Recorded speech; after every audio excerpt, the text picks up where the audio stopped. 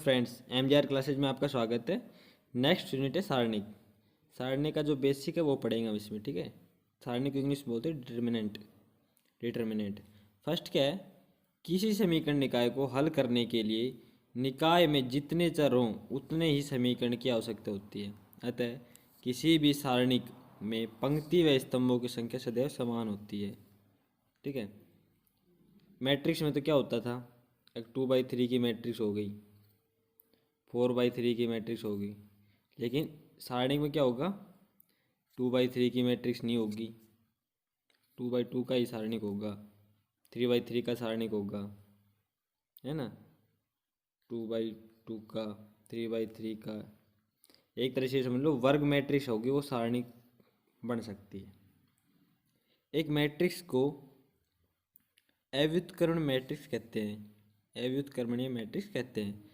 यदि जो सारणिक होता है ना, उसको इस तरह से डिनोट करते हैं। यदि ए डिटर्मिनेंट इक्वल टू 0 अर्थात मैट्रिक्स से संबंधित सारणिक का मान 0 होता है, मैट्रिक्स से संबंधित सारणिक का मान 0 होता है, 0 हो, सॉरी होता है नहीं, 0 हो, तब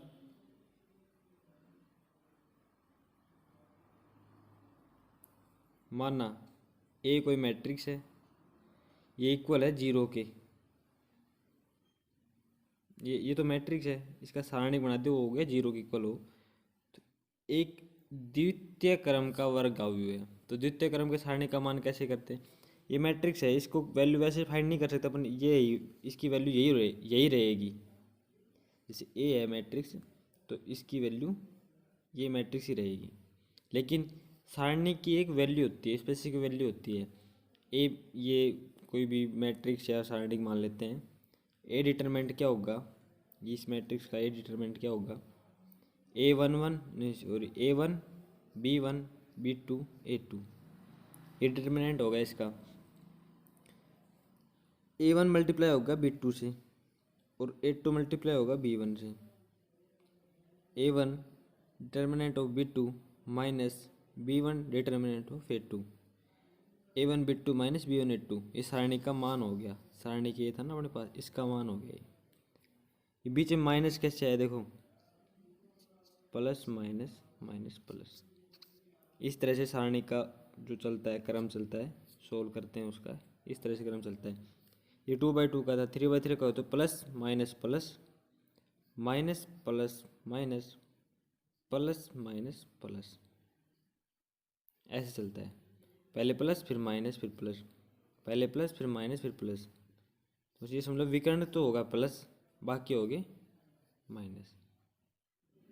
तो ये इसको सोल्व करते हैं तो ऐसे चलता है क्रम, माइनस का साइन और प्लस का साइन, इससे डिसाइड होता है।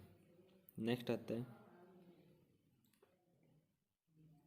अतः डिटर्मिनेंट ऑफ ए अग्र विकर्ण के अवयवों का गुणा पिछले विकर्ण के अवयवों का गुणा, बीच में माइनस। जो डिटर्मिनेंट ऑफ ए है वो कैसे निकाल सकते हैं अपन, जैसे कोई भी दे रखा है अपने को, 2/2 का मैट्रिक्स है, A1 हो गया ये, B1 B2 A2, तो अग्र विकर्ण के अवयवों का गुणा, अग्र विकर्ण कौन से होगी, ये हो गया A1 B2 माइनस माइनस है, पिछले विकर्ण के अवयवों का गुणा, पिछले विकर्ण को हो गया, ये हो गया पिछले विकर्ण, B1 A2, बीच में माइनस है, ये इसका वैल्यू होगी। ये पीछे वाले में क्या थी, यही थी देखो, A1 B1 A1 B2 minus B1 A1 A2, इसमें नेक्स्ट में क्या है, A1 B2 minus B1 A2। द्वितीय क्रम के सारणिक में कुल कितने अवयव होते हैं, 4।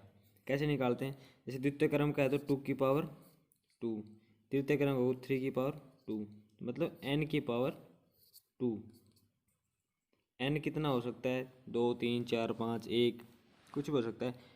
जो सारणी का क्रम है ना वो n होगा, और अवयव कितने होंगे उसका स्क्वायर होगा, तो अवयव होंगे सारणी में कितने अवयव है, ठीक है। नेक्स्ट देखते हैं, तृतीय क्रम का कोई सारणिक दे रखा है, उसका मान कैसे निकाल सकते हैं। ए एक मैट्रिक्स है, ये एक तृतीय क्रम का वर्ग अवयव है, तब सारणिक ए डिटर्मिनेंट। सारणी को ऐसे डिनोट करते हैं, मैट्रिक्स को ऐसे करते थे, सारणी को ऐसे करते हैं, है ना।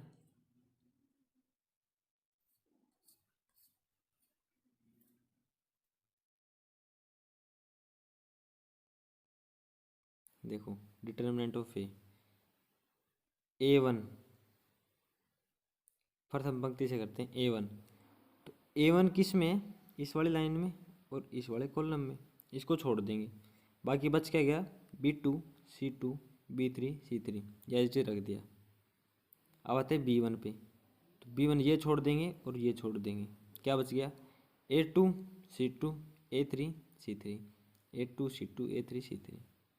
अब आते हैं C1 पे, ये छोड़ देंगे और ये छोड़ देंगे, क्या बच गया, A2 B2 A3 B3, A2 B2 A3 B3, plus minus plus. तो ये हो गया प्लस का, ये हो गया माइनस का और ये हो गया प्लस का। ठीक है, अब देखो इसको सोल्व करेंगे। A1 मल्टीप्लाई में रहेगा इनके, ये आपस में मल्टीप्लाई होंगे, तो B2 C3 minus B3 C2 minus B3 C2 minus B1 into A2 C3 A2 C3 minus C2 A3 plus C1 A2 B3 minus B2 A3 B2 या B2 A3। ठीक है, अब देखो जो प्लस की संख्या है ना वो एक साथ रख लेंगे, A1 B2 C3 प्लस ये माइनस का B1, ये माइनस का C2 A3 से मल्टीप्लाई होगा, तो माइनस माइनस प्लस हो जाएगा, तो क्या बचा, B1 C2 A3 प्लस का एक क्या ये C1 A2 B3 तीनों प्लस में लिख दिए, माइनस जो अब माइनस की जो संख्या है उनमें से माइनस कॉमन लग के वो अंदर प्लस में लिख देंगे। देखो A1 B2 C3 माइनस का था, माइनस कॉमन ले ले तो प्लस का क्या बचेगा, A1 B2 C3 plus sorry A1 B3 C2 है, A1 B3 C2 प्लस ये क्या, यहाँ क्या है माइनस का B1 A2 C3 minus common लिया तो क्या बच गया, B1 A2 C3 ये रहा। यहाँ देखो माइनस का C1 A3 B2 minus common ले लिया तो प्लस का क्या बच गया, C1 A3 B2 ये रहा। देखो माइनस कॉमन लेके एक तो टर्म ये लिख दी, एक टर्म ये लिख दी। नेक्स्ट देखो ये वाली दोनों टर्म इनके इक्वल है, देखना A1 B2 C3 plus A1 B2 C3 plus B1 C2 A3 plus C1 A2 B3 ये तो सेम है, minus A3 B2 C1 A1 B2 A3 ये देखो ये वाला रहा A3 B2 C1, ये क्या है B1 A2 C3 ये रहा, और ये वो था ही ये वाला, ये रहा A1 B3 C2, तो तीनों सेम है। तो देखो बीच में माइनस भी है, तो ये भी सेम है और वो भी सेम है। तो ये सेकंड मेथड है इसका। कैसे सोल्व कर सकते हैं, ये डिटर्मिनेंट दे रखा है अपने को, इसमें ये जो है ना विकर्ण, ये अग्र विकर्ण होगी और ये पिछले विकर्ण हो गए। अब ये विकर्ण तो एक तो यहाँ पूरा है, ये एक विकर्ण ये पूरा है, इनको और बढ़ा दिया, ये दो कॉलम थे इनको ऐसे रख दिया A1 A2 A3 B1 B2 B3 matrix के बाहर, सॉरी सारणिक के बाहर। ये अब देखो एक विकर्ण ये है A1 B2 A3 sorry C3, तो ये लिखा अपन ने A1 B2 C3 plus B1 C2 A3 plus C1 A2 B3 A2B3। ये हो गया अग्र विकर्ण।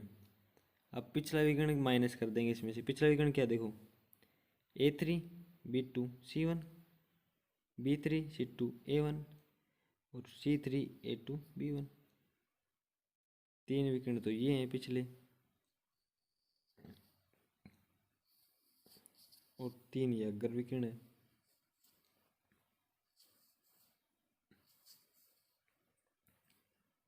अग्र विकर्ण में से पिछले विकर्ण घटा देंगे। देखो पिछले A3B2C1, A3B2C1, B3C2A1, B3C2A1, C3A2B1, C3A2B1। तो दोनों के सेम वैल्यू है, तो ये सेकंड मेथड है, वो पहला मेथड था। ठीक, किसी भी मेथड से सॉल्व कर सकते हैं अपन। नेक्स्ट है difference between matrix and determinant.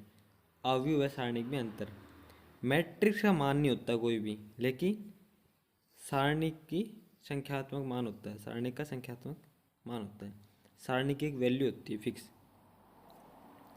कोई भी जैसे सारणिक दे रखा है तो उसको सोल्व करेंगे तो एक फिक्स वैल्यू आएगी, है ना। मैट्रिक्स का क्रम कोई भी हो सकता है, जबकि सारणिक का क्रम n/n का ही होता है। मैट्रिक्स तो m/n की होती है, m कुछ भी हो सकता है, n कुछ भी हो सकता है, लेकिन सारणिक n/n की होती है। दोनों सेम होने चाहिए, ठीक है।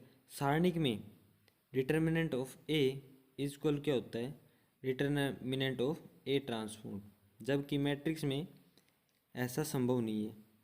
संभव नहीं मतलब कि हमेशा संभव नहीं है, कभी कभी होता है, लेकिन वो ये नहीं कह सकते अपन उसको कि ये पॉसिबिलिटी है, लेकिन हमेशा होता है। लेकिन सारणिक में हमेशा ही होता है, ठीक है ना। नेक्स्ट आता है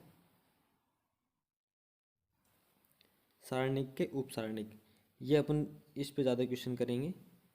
किसी भी सारणिक में दिए गए अवयव का उपसारणिक निकालने के लिए उस अवयव के पंक्ति या स्तंभ को छोड़ दिया जाए तो, देख कोई भी अवयव निकालते हैं तो जो अवयव निकाल रहे हैं, जैसे A1 निकाल रहे थे तो उसकी पंक्ति और उसका कॉलम, पंक्ति और स्तंभ को छोड़ दिया जाए तो शेष सारणिक उस अवयव का उपसारणिक कहलाता है। देखो ये अपने को सारणिक दे रखा है।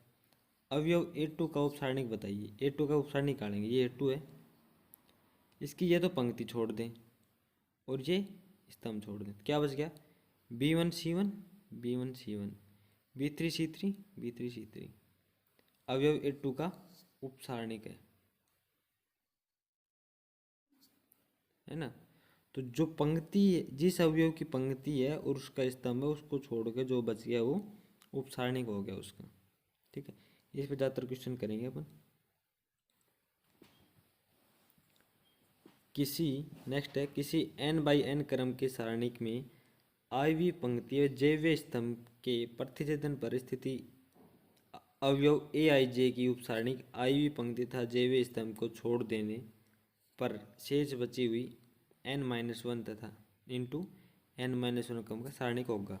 देखो क्या कह रहा है, जो अपन ने सारणी निकाला, देखो ये पीछे वाला सारणी निकाला, तो क्या हुआ, i वीं स्तंभ क्या है अपनी n-1 इंटू n-1 का सारणिक होगा। अगर अपन ये उपसारणी निकालते हैं तो ये उपसारणी कैसे होगा, ये 3/3 का है और ये 2/2 का है। n-1, n की वैल्यू 3, तो 3-1 इंटू 3-1, तो 2/2 का हो गया। यही बता रहा है कि जो मिलने वाला जो उपसारणी का है वो किस क्रम का होगा, वो n-1 कर देंगे, है ना। तो उपसारणी का क्रम आ जाएगा। किसी भी अवयव aij के उपसारणी को कैपिटल aij से प्रकट करते हैं। कोई भी उपसारणी का है उसका अवयव aij को उसको कैपिटल aij से लिखते हैं। Fij is equal to -1 i plus J A capital aij second हो गया। इस अवयव का aij का सेकंड क्या होगा, Fij सेकंड कैसे होगा, -1 i प्लस जे aij। ये डिसाइड कैसे करेंगे कि माइनस का होगा या प्लस का होगा, तो i प्लस जे -1 की पावर में रहेंगे। F12 निकालना है मान लो अपने को, तो -1 की पावर 1 + 2 कितनी होगी 3। तो -1 की पावर 3 क्या होगी -1, तो नेगेटिव आएगा। तो ये सब डिसाइड होगा Fij से। ये फॉर्मूला है इसका, ये सेकंड है इसका, ठीक है ना। देखो इसी प्रकार सारणी को इससे डिनोट करते हैं डेल्टा से, A21 F21 plus A22 F22 plus A23 F23। सारणी A11 F11 plus A21 F21 plus A31 F31। ये क्या हो गए, किसी भी सारणी के क्या हो गया, सेकंडों से निकालते हैं अपन किसी भी सारणी की वैल्यू, तो वो हो गया सॉल्यूशन। ये A21 या क्या A11 या A13, देखो तीनों से सेम ही वैल्यू आएगी सारणी की। क्या कह रहा है देखो, किसी सारणी का मान उसकी किसी भी पंक्ति या स्तंभ से समस्त अवयवों के एवं उनके संगत सेकंडों से गुणनफल के योग के बराबर होता है। ये जो अवयव हैं इनके संगत सेकंड कौन से हैं, ये इनके गुणनफल के योग के बराबर होगा। ये गुणा हो गया और ये योग हो गया, इनके बराबर होगा सारणी का मान। इसमें क्या, ये अवयव है और इनके संगत सेकंड ये हैं।